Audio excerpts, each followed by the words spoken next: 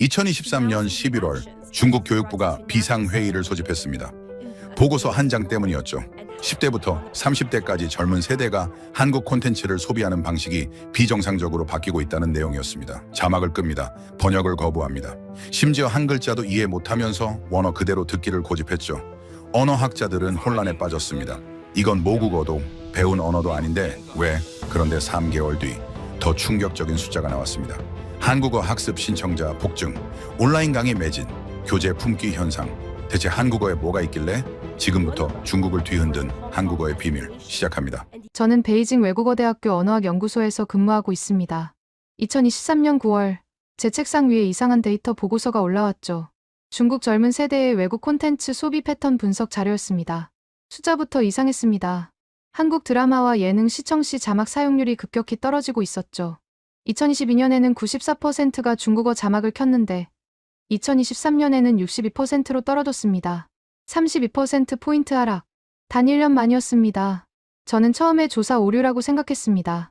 자막 없이 외국어 콘텐츠를 본다. 말이 안 됐죠. 그래서 동료 연구원 3명과 함께 재조사를 진행했습니다. 상하이, 광저우, 청두, 베이징, 네 도시에서 18세부터 35세까지 2,400명을 대상으로 설문과 인터뷰를 병행했죠. 결과는 동일했습니다. 아니, 더 신박했습니다. 응답자 중 71%가 한국 콘텐츠를 볼 때 의도적으로 자막을 끈다고 답했습니다. 이유를 물었죠. 번역이 마음에 안 들어서요. 자막이 방해돼요. 원래 말투가 더 좋아요. 저는 고개를 갸우뚱했습니다. 한국어를 배운 적도 없는데 어떻게 이해하냐고 물었죠. 그랬더니 대부분 이렇게 답했습니다. 이해 못해도 괜찮아요. 느낌은 알아요. 표정이랑 억양으로 다 알 수 있어요. 번역하면 뭔가 죽어요. 이건 단순한 선호의 문제가 아니었습니다. 뭔가 더 깊은 이유가 있었죠. 그래서 저는 심층 인터뷰 대상자 50명을 추가로 선정했습니다. 한국어를 전혀 모르는 사람들만 골랐습니다. 한 명 한 명 만나서 물었습니다. 왜 자막을 끄나요? 22살 대학생이 이렇게 답했습니다. 선생님, 한국어는 들으면 기분이 달라요. 중국어 번역으로 보면 그냥 대사인데 한국어로 들으면 감정이 확 와닿아요. 슬픈 장면에서 배우가 우는 목소리 있잖아요. 그게 중국어로 번역되면 그냥 나 슬퍼가 되는데 한국어로 들으면 진짜 슬픔이 느껴져요. 28살 직장인은 더 구체적으로 말했죠. 한국 드라마에서 오빠라는 단어 있잖아요. 중국어로 번역하면 거거가 되는데 느낌이 완전히 달라요. 오빠는 애교도 있고 거리감도 있고 뭔가 특별해요. 친근한데 설레고 가까운데 조심스러워요. 그걸 번역으로는 절대 못 살려요. 저는 점점 흥미로워졌습니다. 이들은 언어를 이해하지 못하면서도 그 언어가 가진 느낌을 정확히 포착하고 있었죠. 마치 음악처럼 한국어를 듣고 있었습니다. 25살 간호사는 말끝에 대해 이야기했습니다. 한국어는 문장 끝이 계속 바뀌어요. 같은 말인데 끝만 바꾸면 의미가 달라지잖아요. 좋아. 좋아요. 좋아하는데. 좋아했어. 다 다르게 들려요. 중국어는 그런 게 없어요. 똑같이 하우예요. 31살 프리랜서 디자이너는 더 깊이 들어갔습니다. 한국어는 관계가 말에 들어있어요. 존댓말, 반말만 봐도 두 사람 사이가 보여요. 처음 만난 사람한테 반말하면 싸우잖아요. 중국어는 그런 구분이 약해요. 다 똑같이 이해해요. 그런데 한국어는 너, 당신, 그쪽, 선생님 다 달라요. 말 한마디에 예의가 들어있어요. 저는 메모를 멈췄습니다. 이건 단순한 유행이 아니었습니다. 중국 젊은 세대는 한국어라는 언어 자체가 가진 표현력과 뉘앙스에 반응하고 있었죠. 번역이 문제가 아니라 한국어 원문 자체가 목적이었습니다. 29살 IT 개발자는 더 흥미로운 이야기를 했습니다. 저는 한국 예능 프로그램 볼 때 자막을 절대 안 켜요. 자막 켜면 웃긴 타이밍을 놓쳐요. 한국어는 리듬이 있어요. 말이 빠르다가 느려지고 높아졌다가 낮아지고 그게 재미의 절반이에요. 번역하면 그냥 평평해져요. 연구소로 돌아와 동료들에게 보고했습니다. 이건 한류 열풍이 아닙니다. 언어 선호 현상입니다. 이들은 한국어를 콘텐츠가 아니라 언어 자체로 소비하고 있습니다. 그러자 선배 교수 한 분이 비웃듯 말했죠. 언어를 모르는데 무슨 선호야? 그냥 배우들 얼굴 보려고 그러는 거지. 자네가 너무 과대 해석하는 거 아닌가? 저는 반박하지 않았습니다. 대신 증거를 더 모으기로 했죠. 그리고 2주 뒤 결정적인 데이터를 발견했습니다. 중국 최대 온라인 교육 플랫폼 후장왕의 한국어 강좌 신규 가입자가 3개월 새 280% 급증했다는 통계였습니다. 작년 같은 기간 대비 3.8배였죠. 또 다른 플랫폼 왕인커탕도 비슷했습니다. 한국어 입문 과정 수강생이 2개월 만에 4배 늘었습니다. 더 놀라운 건 연령대였습니다. 18세부터 25세가 전체의 73%를 차지했죠. 대학생과 직장 초년생들이었습니다.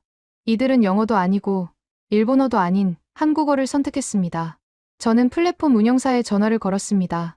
왜 갑자기 한국어 수요가 늘었나요? 담당자는 당황한 목소리로 답했습니다. 저희도 이유를 모르겠어요. 작년까지만 해도 한국어는 인기 없는 과목이었는데 올해 들어 폭발적으로 늘었어요. 교재 재고가 다 떨어져서 긴급 증수했습니다. 이들은 한국어를 듣기만 하는 게 아니라 배우기 시작했습니다. 자막 없이도 이해하고 싶어 했죠. 번역이 아니라 원문 그대로 느끼고 싶어 했습니다. 저는 노트북을 닫고 창밖을 바라봤습니다. 뭔가 큰 변화가 시작되고 있었습니다. 그리고 그 중심에는 한국어라는 언어가 있었죠. 2023년 10월 연구소 내부에서 제 보고서가 논쟁거리가 됐습니다. 주간 세미나에서 발표했는데 반응이 싸늘했죠. 리 교수가 먼저 입을 열었습니다. 한국어 학습자가 늘었다고 해서 언어 자체의 매력 때문이라고 단정할 수 있나? 한류 스타 때문일 수도 있고 취업 때문일 수도 있잖아. 왕 부교수도 거들었습니다. 나도 젊었을 때 일본 애니메이션 보면서 일본어 한두 마디 따라했어. 그게 언어학적 현상인가? 그냥 팬심이지. 저는 데이터를 다시 보여줬습니다. 하지만 학습 동기 조사를 보시면 취업은 12%, 유학은 8%에 불과합니다. 반면 콘텐츠를 원어로 이해하고 싶어서가 67%입니다. 장 교수가 코웃음 쳤습니다. 그건 설문응답이 그렇다는 거고 실제로는 다를 거야. 젊은 애들이 솔직하게 대답했겠어. 아이돌 좋아해서라고 말하기 창피하니까 그럴듯하게 포장한 거지. 회의실이 조용해졌습니다. 저는 할 말을 잃었죠. 동료들은 제 연구를 진지하게 받아들이지 않았습니다. 회의가 끝나고 복도에서 선배 연구원이 다가왔습니다. 자네, 너무 깊이 파지 마. 한국어가 특별하다는 결론 내면 학계에서 비웃음 살 거야. 그냥 한류 효과로 마무리해. 그게 안전해. 저는 고개를 끄덕였지만 마음속으론 받아들일 수 없었습니다. 제가 만난 인터뷰 대상자들은 진심이었죠. 그들의 눈빛과 목소리는 거짓이 아니었습니다. 그날 밤 집에 돌아와 다시 인터뷰 녹음 파일을 들었습니다. 22살 대학생의 목소리가 흘러나왔죠. 선생님, 제가 한국 드라마 보면서 처음으로 언어가 아름답다는 생각을 했어요. 중국어는 제 모국어니까 당연하고 영어는 배워야 하는 도구였어요. 그런데 한국어는 달랐어요. 듣고 싶었어요. 이해하고 싶었어요. 번역 없이요.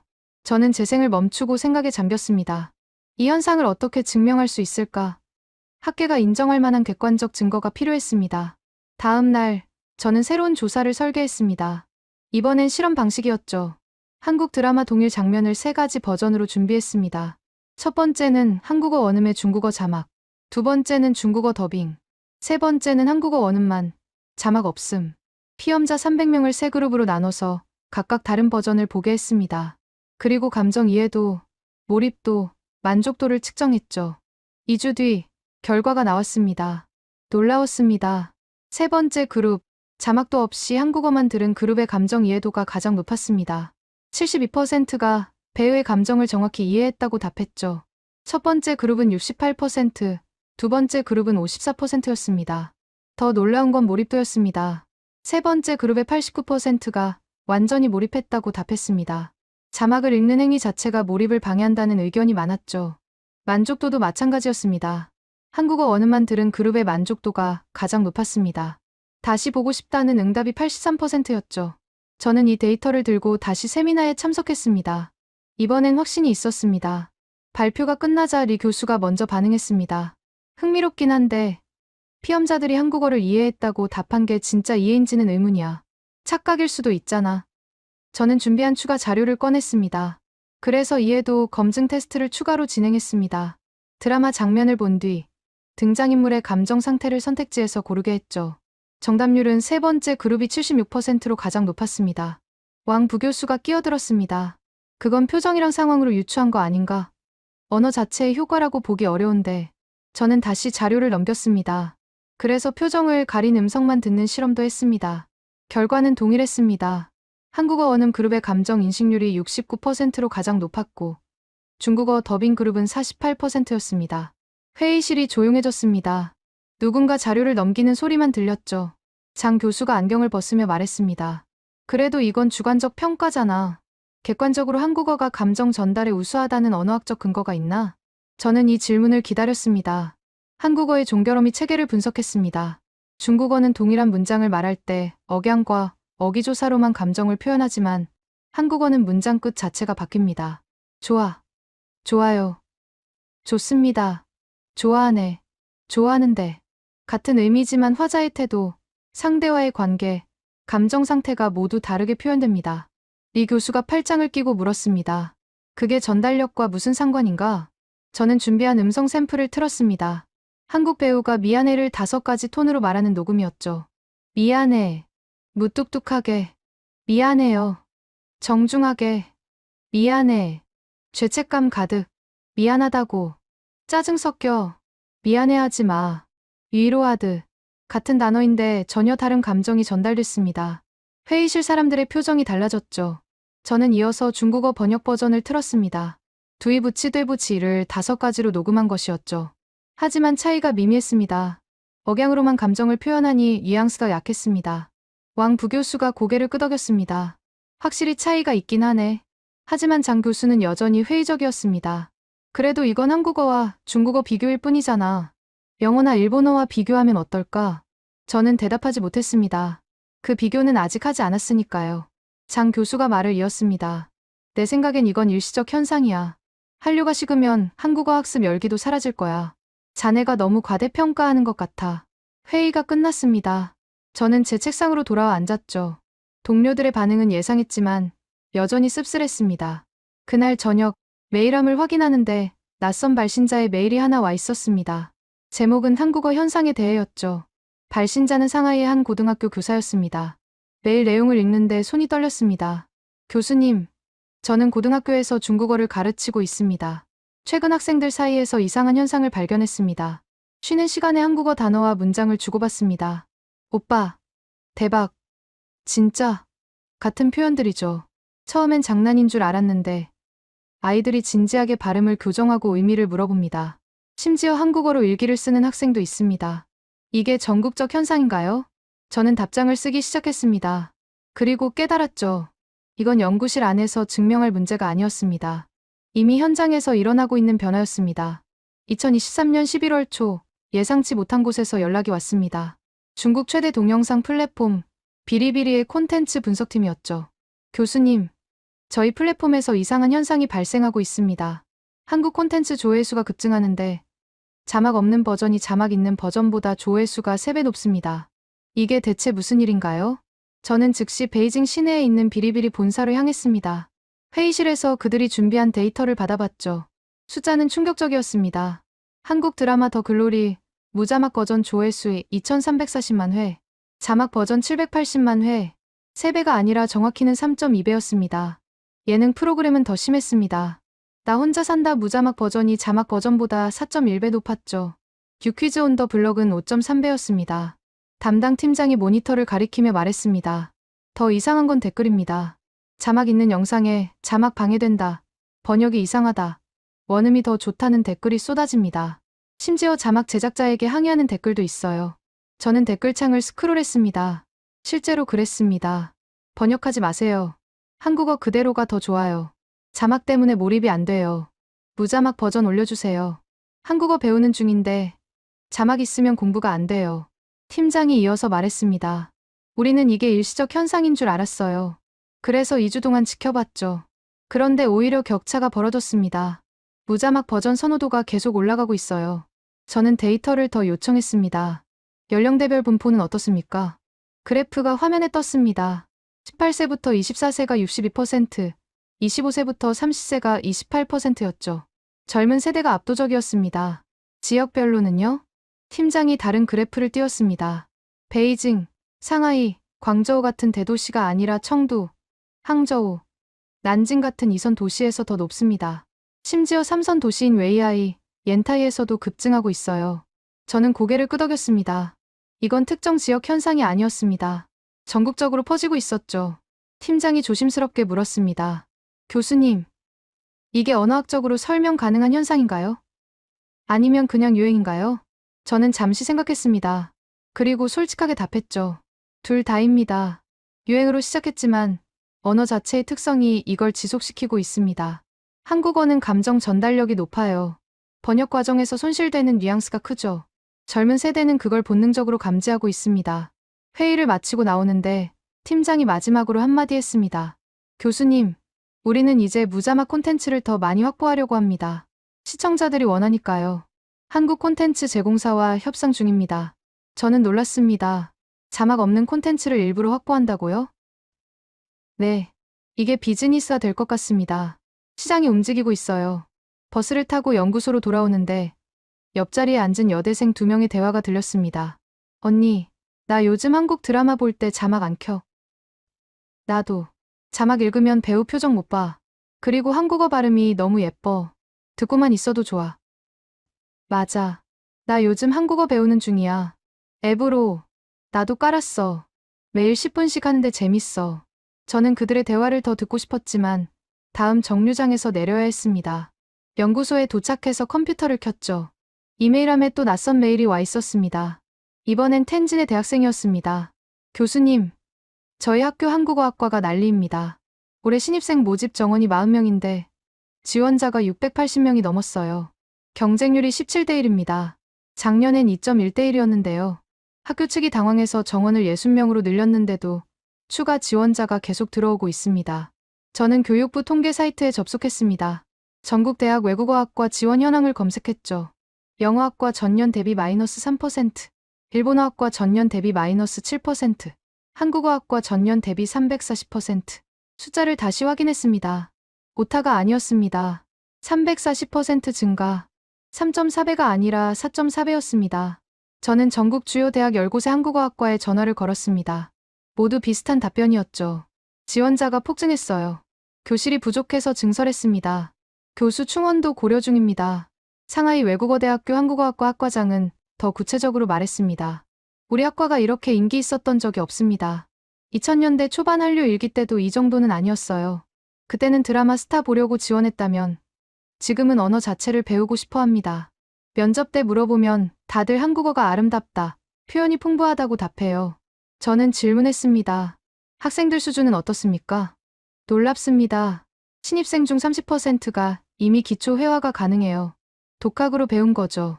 한글도 읽고 쓸 줄 압니다. 예전엔 입학해서 기억, 니은부터 가르쳤는데 이제는 중급 과정부터 시작할 수 있을 정도예요. 전화를 끊고 나서 저는 새로운 데이터를 정리하기 시작했습니다. 이건 단순한 학습 열풍이 아니었습니다. 시장이 반응하고 있었죠. 동영상 플랫폼이 무자막 콘텐츠를 확보하기 시작했습니다. 대학들이 한국어학과 정원을 늘렸습니다. 출판사들이 한국어 교재 증쇄에 들어갔습니다. 이건 공급이 수요를 따라가지 못하는 상황이었습니다. 저녁 무렵 한국어 교재 출판사에서 전화가 왔습니다. 교수님, 한국어 입문서 재고가 전부 소진됐습니다. 3만 부를 찍었는데 2주 만에 다 팔렸어요. 긴급 증쇄 결정했습니다. 10만 부로요. 저는 놀라서 물었습니다. 10만 부요? 그렇게 많이 팔릴까요? 담당 편집자가 웃으며 답했습니다. 이미 온라인 서점 예약 주문만 6만 부 넘었습니다. 교수님, 시장이 움직이고 있어요. 우리가 예상했던 것보다 훨씬 빠르게요. 전화를 끊고 창밖을 바라봤습니다. 해가 지고 있었죠. 그리고 저는 확신했습니다. 이건 학계가 인정하든 안 하든 이미 현실이 되고 있었습니다. 중국 젊은 세대는 한국어를 선택했습니다. 번역이 아니라 원어로 듣기 위해, 감정을 온전히 느끼기 위해, 뉘앙스를 놓치지 않기 위해 그들은 한국어를 배우기 시작했고 시장은 그들을 따라 움직이고 있었습니다. 2023년 11월 중순, 예상치 못한 곳에서 폭탄이 터졌습니다. 유네스코 아시아 태평양 국제이해교육원이었죠. 아시아 언어 다양성 포럼에서 중국 젊은 세대의 한국어 학습 현상이 공식 안건으로 다뤄졌습니다. 중국 대표단이 직접 보고서를 제출했죠. 보고서 제목은 자발적 언어 선택과 문화 수용 중국 청년층의 한국어 학습 동기 분석이었습니다. 저는 이 소식을 뉴스로 접했습니다. 연구소 동료들이 화들짝 놀랐죠. 왕 부교수가 급하게 제자리로 왔습니다. 이거 봤어? 우리 정부가 유네스코에 보고서를 제출했다고? 저는 기사를 읽으며 고개를 끄덕였습니다. 네, 교육부 산하 연구팀이 작성한 것 같네요. 리 교수가 뒤에서 말했습니다. 이거 큰일인데 국제 무대에서 공식화되면 우리가 연구한 내용도 재평가받을 거야. 보고서 내용이 공개됐습니다. 핵심 내용은 세 가지였죠. 첫째, 중국 18세부터 30세 사이 청년층의 67%가 한국어를 배우고 싶은 외국어 1순위로 선택했습니다. 영어가 2순위로 밀려났죠. 둘째, 한국어 학습 동기 중 언어 자체의 매력이 72%로 가장 높았습니다. 취업은 9%, 유학은 6%에 불과했습니다. 셋째, 한국어를 배우는 주된 방법이 콘텐츠 직접 시청이었습니다. 교재나 강의가 아니라 드라마와 예능을 통해 자연스럽게 습득하고 있었죠. 유네스코 사무총장이 성명을 발표했습니다. 이는 21세기 언어 전파의 새로운 패러다임입니다. 경제력이나 정치적 영향력이 아닌 언어 자체의 표현력과 감성적 전달력이 학습, 동기가 된 첫 사례로 보입니다. 국제 언론이 들썩였습니다. CNN이 먼저 보도했죠. 중국 젊은이들, 영어 제치고 한국어 선택, 언어 지형 변화 신호탄, BBC도 뒤따랐습니다. 감정의 언어, 한국어, 중국 청년 세대 사로잡다. 일본 NHK는 더 직설적이었습니다. 일본어 추월한 한국어, 중국 내 외국어 순위 2위 등극. 저는 모니터 앞에서 기사들을 읽으며 손이 떨렸습니다. 제가 연구소에서 비웃음 받으며 주장했던 내용이 이제 국제사회에서 공식 의제가 됐습니다. 그날 오후 교육부에서 긴급 연락이 왔습니다. 교수님, 유네스코 보고서 작성에 참여하셨습니까? 저는 당황해서 답했습니다. 아니요. 저는 독자적으로 연구했을 뿐입니다. 그렇다면 교수님의 연구 자료가 보고서에 인용됐습니다. 확인 부탁드립니다. PDF 파일을 받아봤습니다. 제 이름이 참고문헌에 올라가 있었죠. 제가 비리비리에서 받은 데이터, 대학 지원율 통계, 감정 전달 실험 결과까지 모두 인용됐습니다. 저는 어안이 벙벙했습니다. 연구소에서 묵살당했던 제 연구가 국가 공식 보고서의 근거 자료가 됐습니다. 다음 날 연구소 분위기가 180도 바뀌었습니다. 장 교수가 제 자리로 와서 악수를 청했죠. 축하하네. 자네 연구가 국제적으로 인정받았어. 리 교수도 웃으며 말했습니다. 내가 처음부터 자네 연구에 관심 있었다니까. 잘 됐어. 저는 씁쓸하게 웃었습니다. 일주일 전까지만 해도 과대평가라고 비웃던 사람들이었죠. 하지만 중요한 건 학계의 태도 변화가 아니었습니다. 진짜 변화는 다른 곳에서 일어나고 있었죠. 한국 정부가 움직이기 시작했습니다. 문화체육관광부가 한국어 세계화 전략 TF를 구성했습니다. 세종학당재단 예산이 전년 대비 40% 증액됐죠. 중국 내 세종학당 수가 급증했습니다. 2022년 12개에서 2023년 11월 현재 34개로 늘었습니다. 그리고 모든 학당이 대기자 명단을 운영하고 있었죠. 베이징 세종학당 원장이 인터뷰에서 말했습니다.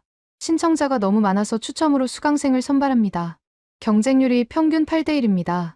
작년엔 자리가 남아 돌았는데 말이죠. 상하이 세종학당은 더 극적이었습니다. 야간반을 신설했는데 하루 만에 마감됐어요. 주말반도 추가했습니다. 그것도 3일 만에 찼습니다. 한국 대학들도 발빠르게 움직였습니다. 연세대학교, 고려대학교, 서강대학교가 중국인 대상 온라인 한국어 강좌를 개설했죠. 수강료는 무료였습니다. 고려대학교 한국어교육센터 교수가 언론 인터뷰에서 밝혔습니다. 일주일 만에 신청자가 12만 명을 넘었습니다. 서버가 다운될 정도였어요. 한국어에 대한 중국 젊은이들의 갈증이 이 정도인 줄 몰랐습니다. 그리고 결정타가 날아왔습니다. 중국 최대 온라인 서점 당당왕이 11월 도서 판매 순위를 발표했죠.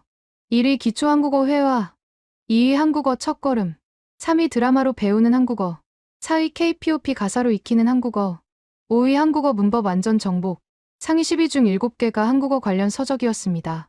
영어 교재는 한 권도 없었죠. 당당왕 도서팀장이 성명을 냈습니다. 이런 현상은 처음입니다.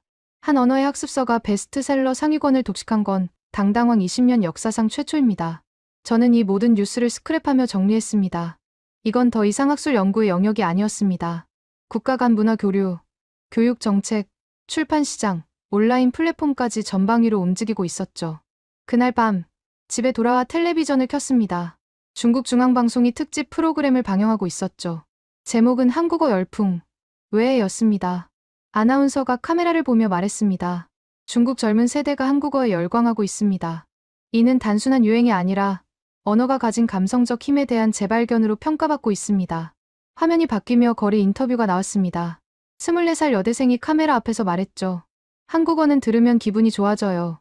중국어로 번역하면 그냥 정보인데 한국어로 들으면 감정이 되거든요.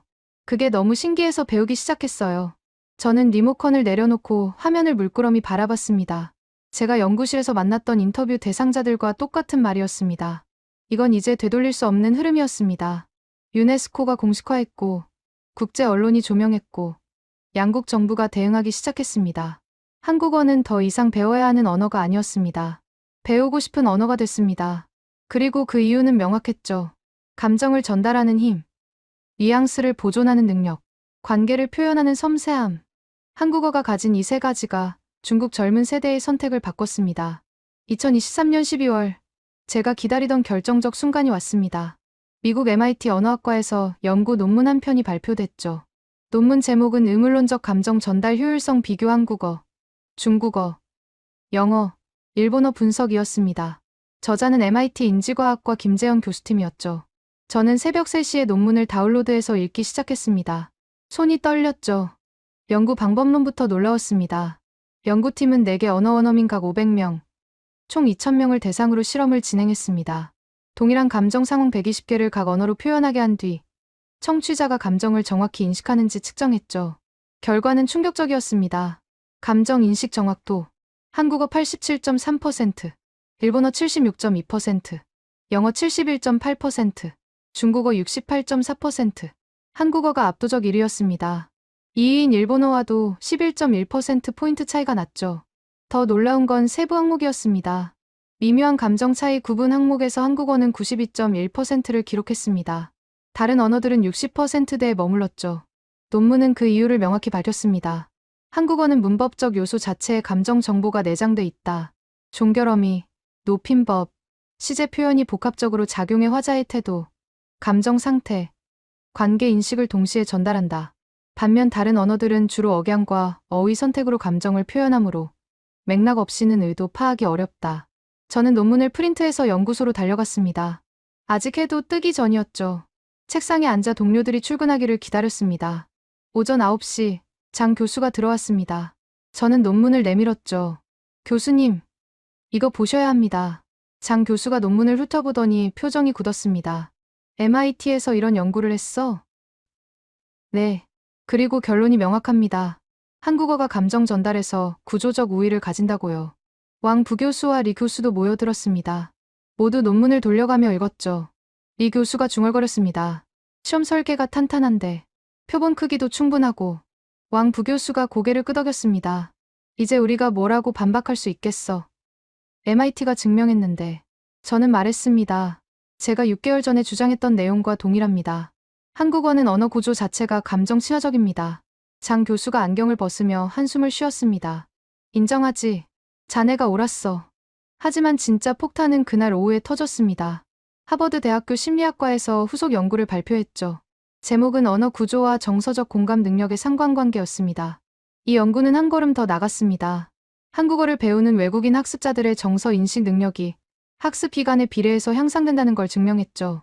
한국어를 6개월 학습한 중국인의 감정 인식 정확도가 23% 상승했습니다. 영어를 6개월 학습한 경우는 7% 상승에 그쳤죠. 논문은 이렇게 결론 내렸습니다. 한국어 학습은 단순히 새로운 어휘와 문법을 익히는 것을 넘어선다.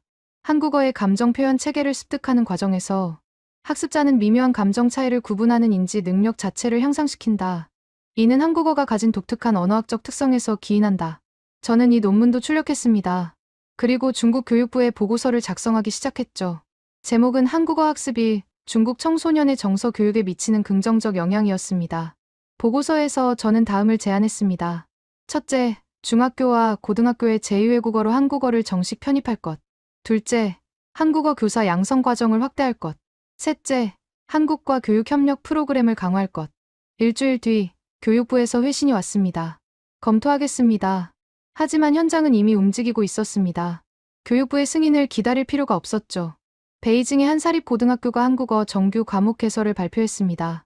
일주일 만에 수강 신청자가 정원의 4배를 넘었죠. 상하이의 국제학교도 뒤따랐습니다. 내년부터 영어, 일본어와 함께 한국어를 제2외국어 선택 과목으로 추가합니다. 광저우, 선전, 청도의 주요 고등학교들이 연쇄적으로 한국어 과목을 신설했습니다. 교육부의 공식 허가가 나기도 전이었죠. 그리고 12월 15일, 결정적 순간이 왔습니다. 중국 교육부가 공식 발표를 했습니다. 2024학년도부터 전국 고등학교에서 한국어를 제2외국어 선택 과목으로 정식 인정합니다. 대학 입시에서 영어 대신 한국어로 응시 가능합니다. 저는 뉴스를 보며 자리에서 벌떡 일어났습니다. 이건 역사적 순간이었죠. 중국에서 외국어 입시 과목은 60년간 영어가 독점해왔습니다.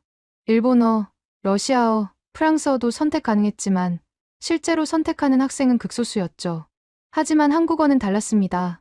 교육부 발표 다음 날 전국 고등학교 재학생 대상 설문조사가 나왔습니다.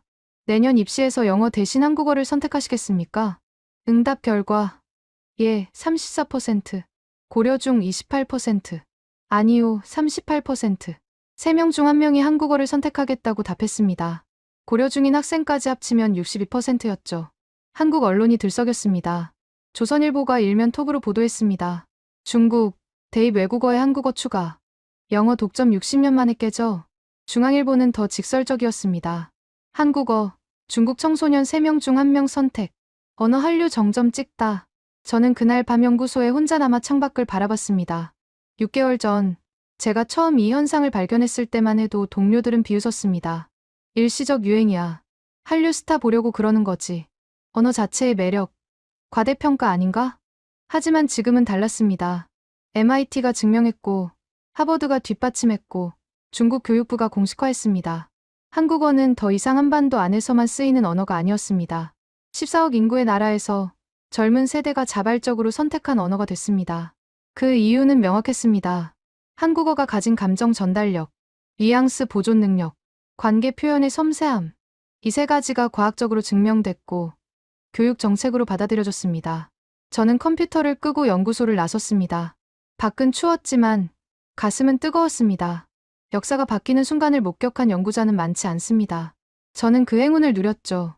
2024년 1월 예상치 못한 곳에서 파장이 일어났습니다. 영어권 국가들이었죠. 영국 BBC가 긴급 특집을 방영했습니다. 제목은 한국어의 역습 영어 패권에 금이 가다였습니다. 앵커가 심각한 표정으로 말했습니다. 중국에서 고등학생 3명 중 1명이 영어 대신 한국어를 선택했습니다. 이는 단순한 트렌드가 아닙니다. 영어가 세계 공용어로서 갔던 절대적 지위에 처음으로 균열이 생긴 겁니다. 미국 CNN도 긴급 토론회를 편성했습니다. 패널로 나온 컬럼비아 대학교 언어학 교수가 말했죠. 충격적입니다.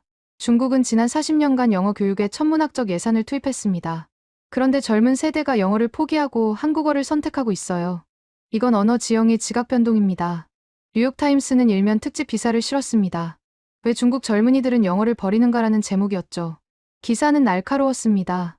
영어는 비즈니스 언어로서의 기능은 강력하지만 감정 표현에서는 취약하다. 반면 한국어는 감정 전달에 특화된 언어 구조를 갖고 있다. 중국 젊은 세대는 효율보다 감성을 선택했다.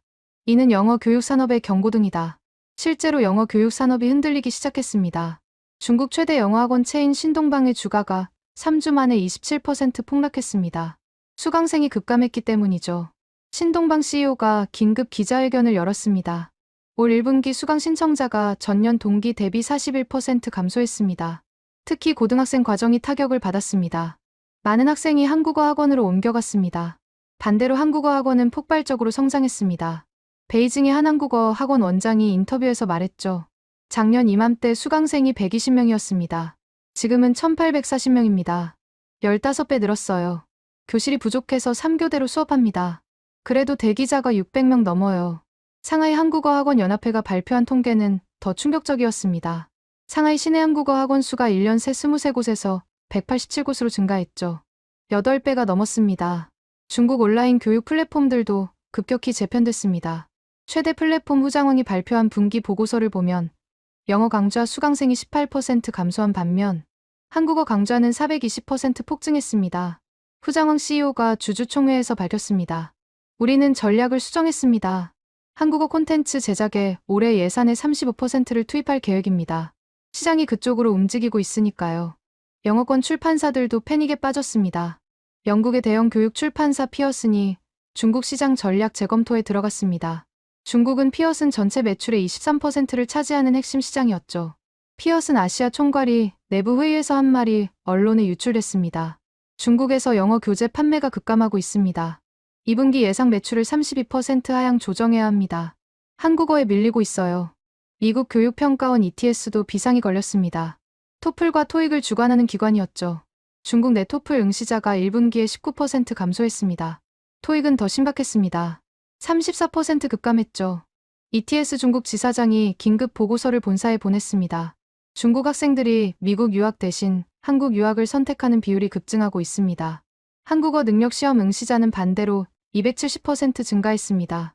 한국어 능력 시험 토픽 주관 기관도 혼란에 빠졌습니다. 감당할 수 없는 수요 폭증 때문이었죠. 토픽 운영위원회가 긴급 성명을 냈습니다. 2024년 상반기 중국 내 TOPIK 응시 신청자가 48만 명을 넘었습니다. 작년 전체가 12만 명이었습니다. 4배입니다. 시험장 확보가 불가능해 추가 시험을 편성했지만 그것도 즉시 마감됐습니다. 중국 정부도 당황한 기색이 역력했습니다. 1월 중순 교육부 대변인이 기자회견을 열었습니다. 한국어 선택은 학생의 자유입니다. 하지만 영어의 중요성도 간과해선 안 됩니다. 영어는 여전히 국제 비즈니스의 핵심 언어입니다. 하지만 학생들의 선택은 바뀌지 않았습니다. 베이징의 한 고등학교 3학년 학생이 기자와 인터뷰했습니다. 영어가 중요한 건 알아요. 하지만 영어는 재미없어요. 문법 외우고, 단어 암기하고. 한국어는 달라요. 드라마 보면서 자연스럽게 배워져요. 그리고 한국어로 말하면 감정이 더 잘 전달돼요. 상하이 국제학교 학생의 말은 더 직설적이었습니다. 제 꿈은 글로벌 기업에 취직하는 거예요. 영어는 당연히 필요하죠. 하지만 한국어도 배우고 싶어요. 한국 기업이 세계적이잖아요. 삼성, 현대, LG. 그리고 솔직히 한국어가 더 매력적이에요. 일본도 충격에 빠졌습니다. 일본 문부과학성이 긴급 조사를 실시했습니다. 중국 내 일본어 학습자 수가 어떻게 변했는지 파악하기 위해서였죠. 결과는 참담했습니다. 중국 내 일본어 학습자가 1년 새 23% 감소했습니다. 대신 한국어 학습자는 380% 증가했죠. 일본 아사히 신문이 사설을 실었습니다. 한국어에 밀린 일본어, 반성해야 하라는 제목이었습니다. 일본어는 중국에서 오랜 기간 제2외국어 1순위였다. 하지만 한국어에 추월당했다. 이유는 명확하다. 한국어는 현대적이고 감성적이다. 일본어는 격식적이고 거리감이 있다. 중국 젊은이들은 감정 교류를 원한다. 우리는 이를 간과했다. 유럽도 비슷한 반응이었습니다. 프랑스 외무부 산하 알리앙스 프랑세즈가 중국 지부 운영 보고서를 제출했습니다. 중국 내 프랑스어 학습자가 감소하고 있습니다. 한국어가 제2외국어 시장을 잠식하고 있습니다. 독일 괴테 인스티튜트도 같은 고민에 빠졌습니다. 중국 젊은이들이 독일어보다 한국어를 선택하고 있습니다. 우리 언어의 매력을 제고해야 합니다. 1월 말 국제언어교육협회가 제네바에서 긴급 회의를 소집했습니다. 의제는 단 하나였죠. 한국어 확산이 전통 외국어 교육에 미치는 영향이었습니다. 회의에 참석한 한 유럽 대표가 말했습니다. 우리는 언어를 도구로만 가르쳤습니다. 비즈니스, 학술, 여행. 하지만 한국어는 다릅니다. 감정, 문화, 관계를 가르칩니다. 젊은 세대는 후자를 원합니다. 미국 대표가 반박했습니다. 하지만 영어 없이는 세계 경제가 돌아가지 않습니다. 한국어가 그걸 대체할 수 있나요? 한국 대표가 조용히 답했습니다. 대체가 목표가 아닙니다. 한국어는 영어와 다른 영역을 채우고 있습니다. 감성적 소통의 영역입니다. 그리고 그게 지금 세대가 원하는 겁니다. 회의장이 조용해졌습니다. 누구도 반박하지 못했죠. 저는 이 회의 기록을 받아보며 생각했습니다. 이건 더 이상 중국만의 현상이 아니었습니다. 전 세계 언어 교육 시장이 흔들리고 있었죠. 그 중심에 한국어가 있었습니다. 감정을 전달하는 언어, 뉘앙스를 보존하는 언어, 관계를 표현하는 언어. 한국어가 세계 언어 지형을 바꾸기 시작했습니다. 2024년 2월, 제가 예상하지 못한 변화가 시작됐습니다. 영어권 학계가 태도를 바꾸기 시작한 겁니다. 오스퍼드 대학교 언어학과가 특별 세미나를 개최했습니다. 제목은 한국어의 언어학적 우수성 재평가였죠. 저는 초청받아 영국으로 날아갔습니다. 강연장에 들어서는데 놀랐습니다. 200석 강당이 가득 찼고 복도에도 사람들이 서 있었죠. 오스퍼드 언어학과장이 개회사를 했습니다.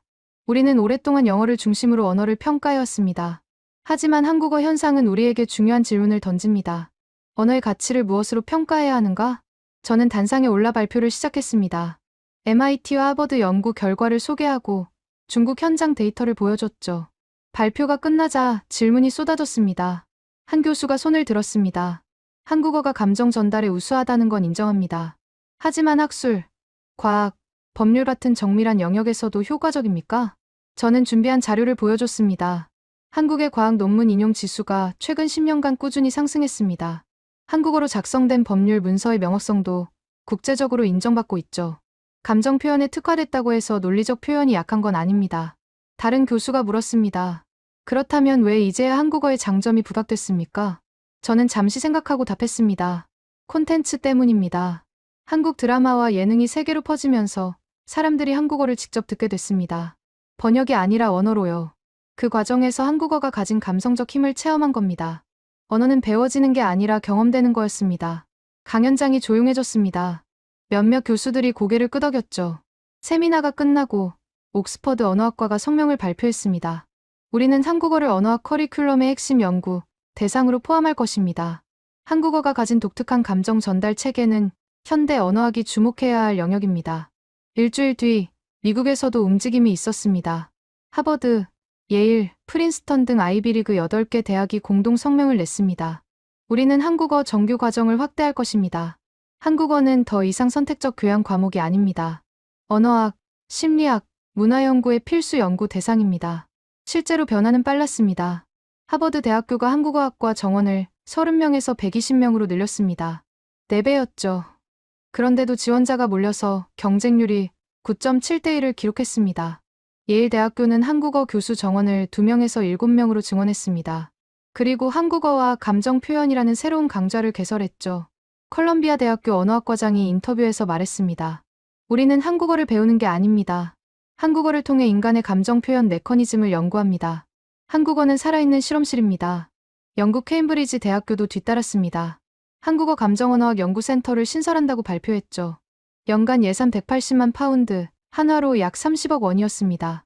센터장으로 임명된 제임스 허친슨 교수가 기자회견에서 밝혔습니다. 한국어는 21세기 언어학의 게임 체인저입니다. 우리는 왜 한국어가 감정 전달에 효과적인지 뇌과학, 인지심리학, 음성학적으로 규명할 겁니다. 일본도 태도를 바꿨습니다. 도쿄대학교 언어학과가 긴급 교수회의를 열었습니다. 의제는 일본어 교육의 혁신 방안이었죠. 회의록이 언론에 공개됐습니다. 핵심 내용은 이랬습니다. 일본어는 한국어와 문법 구조가 유사하지만 감정 표현에서 차이가 있다. 한국어는 종결어미가 다양의 화자의 태도를 명확히 전달한다. 일본어는 상대적으로 제한적이다. 우리는 일본어 교육에서 감정 표현 부분을 강화해야 한다. 도쿄대 언어학과가 한국어 필수 이수학점을 신설했습니다. 한국어를 배워야 일본어의 약점을 이해할 수 있다는 이유에서였죠. 교토대학교도 비슷한 결정을 내렸습니다. 비교언어학 한국어와 일본어라는 강좌를 개설했습니다. 첫 학기 수강 신청자가 정원의 5배를 넘었죠. 중국 학계도 분위기가 완전히 바뀌었습니다.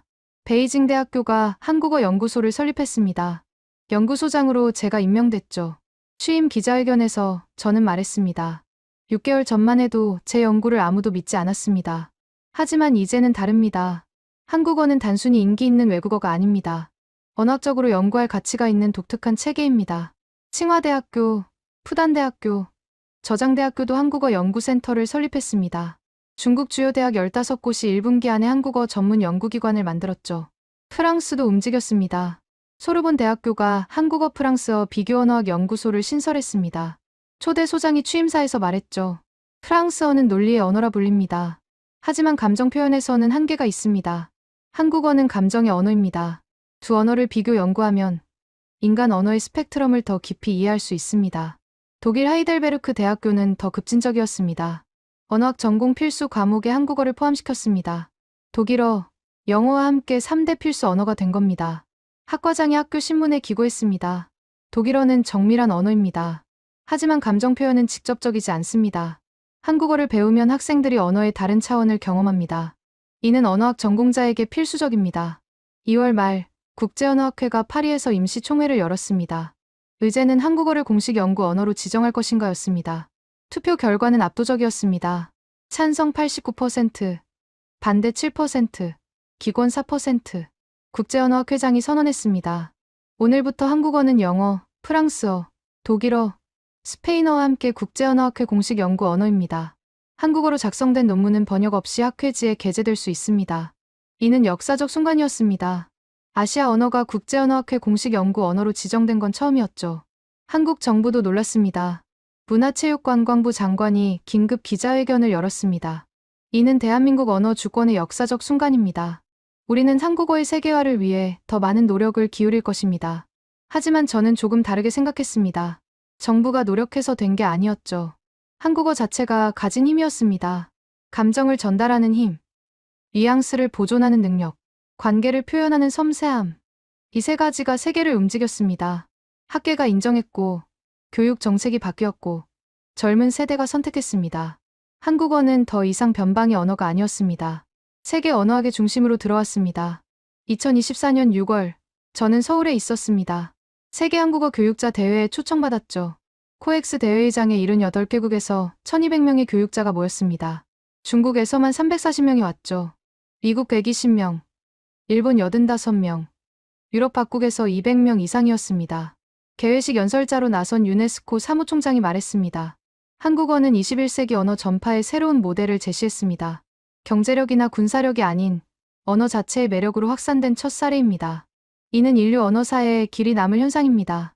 저는 기조연설자로 단상에 올랐습니다. 마이크 앞에 서서 청중을 바라봤죠. 다양한 피부색, 다양한 국적의 사람들이 저를 주목하고 있었습니다. 저는 천천히 말을 시작했습니다. 저는 1년 전 베이징 연구소에서 이상한 데이터를 발견했습니다. 중국 젊은이들이 자막을 끄고 한국 콘텐츠를 보고 있다는 내용이었죠. 동료들은 비웃었습니다. 일시적 유행이라고요. 청중이 조용히 들었습니다. 하지만 저는 현장으로 갔습니다. 2,400명을 인터뷰했죠. 그들은 한결같이 말했습니다. 한국어로 들어야 진짜 감정이 느껴진다고요. 저는 이게 언어학적 현상이라 확신했습니다. 화면에 제가 처음 작성한 데이터 그래프가 떴습니다. MIT가 증명했고 하버드가 뒷받침했습니다. 중국 교육부가 공식화했고 국제언어학회가 인정했죠. 이제 한국어는 세계 언어학의 중심에 서 있습니다. 박수가 터져나왔습니다. 저는 손을 들어 박수를 멈추게 했죠. 하지만 중요한 건 따로 있습니다. 한국어가 왜 선택받았는가입니다. 화면이 바뀌며 한국어 문장 예시가 떴습니다. 좋아. 좋아요. 좋습니다. 좋아하네요. 좋아했어요. 저는 설명했습니다. 같은 의미지만 종결어 미만으로 화자의 태도, 상대와의 관계, 감정 상태가 모두 달라집니다. 이게 한국어의 힘입니다. 감정이 문법 안에 들어있습니다. 다음 예시가 떴습니다. 미안해. 미안해요. 미안합니다. 미안해하지 마. 사과 하나도 이렇게 다양합니다. 무뚝뚝한 사과, 정중한 사과, 격식 있는 사과, 위로하는 사과. 번역으로는 절대 살릴 수 없는 뉘앙스입니다. 청중 사이에서 고개를 끄덕이는 사람들이 보였습니다. 전 세계 젊은이들이 이걸 본능적으로 감지했습니다. 번역된 언어는 정보만 전달하지만 한국어 원문은 감정까지 전달한다는 거요. 그래서 자막을 껐습니다. 그래서 한국어를 배우기 시작했습니다. 저는 잠시 말을 멈췄습니다. 그리고 천천히 이어갔죠. 이제 통계를 보겠습니다. 2024년 6월 현재 중국 내 한국어 학습자는 980만 명입니다. 작년 이맘때 120만 명이었습니다. 8배 증가했죠. 청중이 숨을 죽였습니다. 전 세계 세종학당은 현재 82개국 267개소입니다. 작년 60개국 156개소였습니다. 대기 학생은 34만 명입니다. 토픽 응시자는 올해만 127만 명을 넘었습니다. 작년 전체가 38만 명이었습니다. 숫자가 화면에 하나씩 떴습니다. 미국 주요 대학 한국어 전공자가 전년 대비 340% 증가했습니다.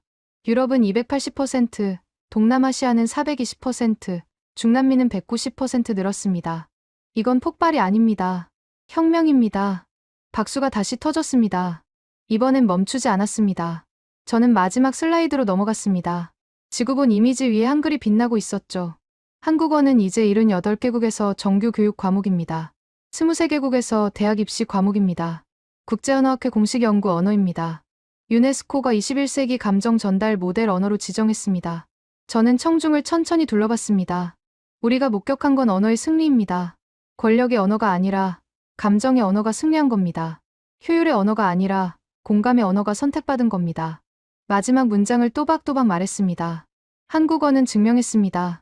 언어의 미래는 얼마나 많은 정보를 빠르게 전달하느냐가 아니라 얼마나 깊은 감정을 정확히 나누느냐에 달려있다는 거려. 기립박수가 터져나왔습니다. 1200명이 모두 일어섰죠. 연설을 마치고 내려오는데 한 중국인 교사가 다가왔습니다. 눈에 눈물이 고여 있었죠. 교수님, 저는 상하이에서 한국어를 가르칩니다. 제 학생 중 한 명이 어제 이렇게 말했어요. 선생님, 한국어를 배우고 나서 제 감정을 더 잘 이해하게 됐어요. 중국어로는 표현 못하던 기분을 한국어로는 말할 수 있어요. 저는 그 순간 깨달았습니다. 우리가 가르치는 건 단순한 언어가 아니라는 거요. 저는 그의 손을 잡았습니다. 맞습니다. 우리는 감정을 가르치고 있습니다. 대회 마지막 날, 78개국 대표가 공동 선언문을 발표했습니다. 우리는 한국어를 인류의 감정 유산으로 인정합니다. 한국어는 단순한 의사소통 도구를 넘어 인간의 감정을 보존하고 전달하는 문화 자산입니다. 우리는 한국어 교육을 통해 다음 세대에게 더 풍부한 감정 표현 능력을 물려줄 것입니다. 저는 선언문을 들으며 1년 전을 떠올렸습니다. 연구소에서 혼자 데이터를 분석하던 그날, 동료들의 비웃음, 교수들의 회의, 그리고 지금 전 세계가 한국어를 주목하고 있었습니다. 대회가 끝나고 베이징으로 돌아왔습니다. 연구소 책상에 앉아 창밖을 바라봤죠. 거리에서 젊은이 2명이 지나가고 있었습니다. 한 명이 다른 한 명에게 한국어로 말했습니다. 오늘 진짜 대박이었어. 친구가 웃으며 답했습니다. 인정. 저는 미소 지었습니다. 이제 한국어는 베이징 거리에서도 들렸습니다. 상하이 지하철에서도, 광저우 카페에서도, 청두 대학가에서도 들렸죠. 한국어는 더 이상 한반도의 언어가 아니었습니다. 세계의 언어였습니다. 감정을 나누고 싶은 모든 이들의 언어였습니다. 저는 새로운 연구 계획서를 펼쳤습니다. 제목은 한국어 확산이 세계 감정 교육에 미치는 영향이었죠. 연구는 이제 시작입니다. 한국어의 여정도 이제 시작입니다. 하지만 한 가지는 분명했습니다. 한국어는 증명했습니다. 언어는 단순한 도구가 아니라 감정을 담는 그릇이라는 걸. 그리고 인류는 더 큰 그릇을 원한다는 걸. 한국어가 그 그릇이 됐습니다.